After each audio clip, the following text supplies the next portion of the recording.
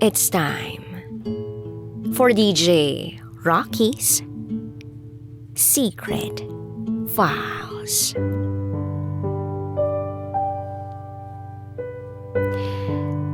Lagi ko siyang binibigyan ng chance. Not just once, but 8 chances ang naibigay ko na sa kanya. Hi DJ Raqi. Itago mo na lang ako sa pangalang Shan. And this is my secret file. 4 years ago, second year high school ako nun. Meron kaming transferee sa school. Kaklase ko siya actually. Siya yung tipo ng lalaki na may itsura, gwapo, matangkad, matalino, at mabait pa. In short, wala ka nang hahanapin pa. Kaya lang, nainis ako nung minsang tinawag niya ako sa palayo ko. Hindi naman kami close nun. Pero habang lumipas ang panahon, naging magka-close kami dahil nagkakasama kami sa school activity. And then, napag-alaman kong mabait naman pala siya. So, naging close kami lalo.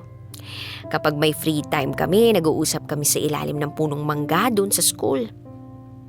Akala ko nga, pag nag-third year na kami, matatapos ng lahat ng chikahan namin, kwentuhan, asaran namin. Pero hindi. Naging magkaklase kami uli at mas na-build yung pagiging strong ng friendship namin. Tapos naging open pa kami lalo sa isa't isa. Then one day, umamin siya sa akin na he's in love with me. Pero tinawanan ko lang kasi akala ko joke-joke lang. Sino ba naman kasi magkakagusto sa akin? Hindi naman ako yung babaeng ubod ng ganda. Cute lang. Pero dahil porsigido siya, ma-effort siya, pinayagan ko na rin siyang manligaw. Then, March came, recognition day namin. Sinabi ko sa kanya na, tigil mo muna yung panliligaw mo sa akin. Pumayag naman siya. Ang hindi niya kasi alam, pupunta ako ng Maynila para doon na mag-aral. Hindi ko sinabi kasi ayokong masaktan siya.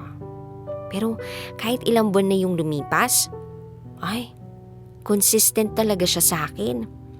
Hindi siya sumusuko at ma-effort pa rin. So pinayagan ko uli siyang manligaw.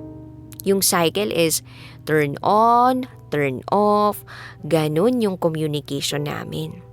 But the good part is tinanggap ko pa rin siya.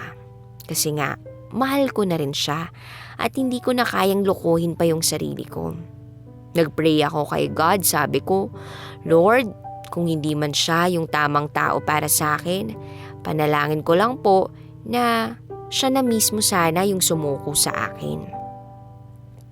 So ilang buwan na walang binibigay si Lord na signs hanggang sa meron akong natanggap na mensahe mula sa kanya.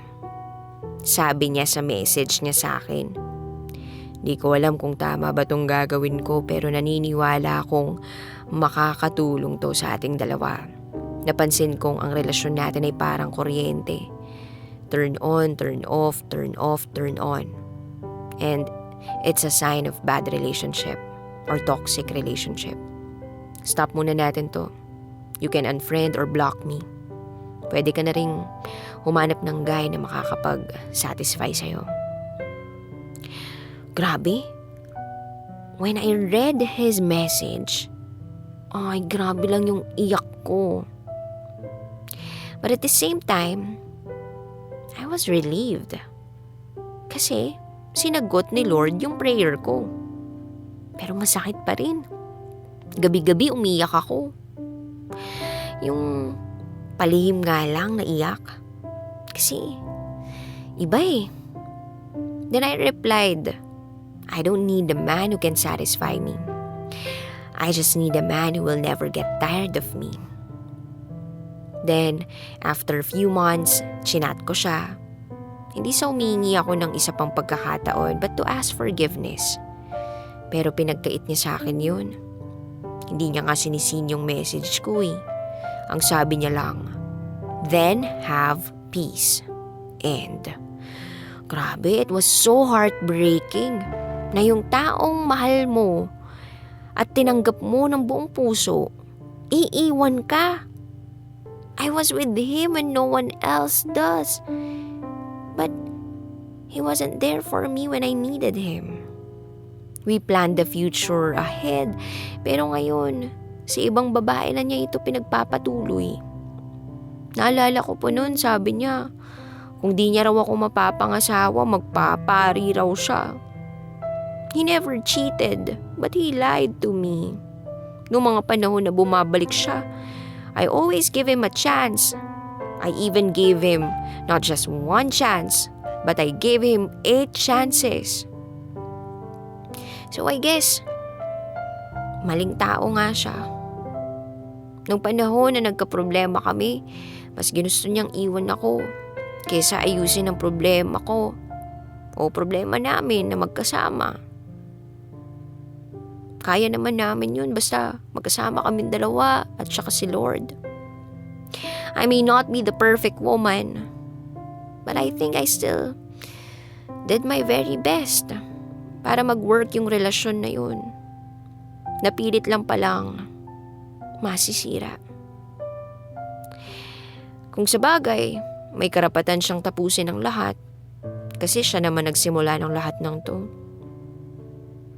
So I believe the wrong person will never be right, but the wrong person will be a right person for the right person in their life. Kung sakaling napapanood mo to, all I can say to you is, God bless sa journey mo. Till we meet again, my boy best friend. Kung nanaisin uli ng panahon. Muli, ako si Shan, and this is my secret file. Always your number one SM radio station. Love Radio. Kabisyo, nakarelate ka ba sa secret file na binasa ko? Kung nakarelate ka, mag-subscribe ka na dito sa aming YouTube channel at pindutin mo na rin ang notification bell para updated ka sa mga susunod na episodes ng DJ Raqi Secret File.